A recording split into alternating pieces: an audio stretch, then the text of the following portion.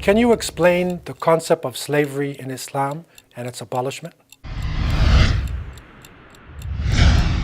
Slavery is a worldwide institution which unfortunately has been existing amongst human beings from the beginning of time.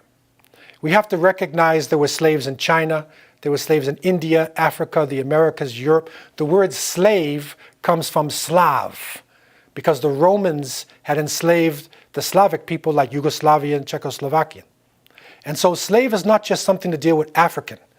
All nations, it was the relationship of master to slave that made serfdom in Europe, and it also developed client societies throughout the world.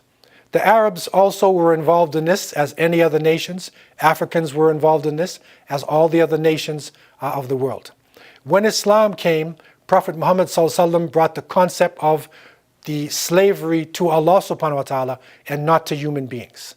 And so right from the beginning of Islam, the slaves were being freed. The Quran was also freeing the slaves. And it is reported that the Muslims basically freed their slaves and did not involve themselves in any slave raiding during the time of the Prophet Muhammad ﷺ and his great successors, the great Khulafa al-Rashidin.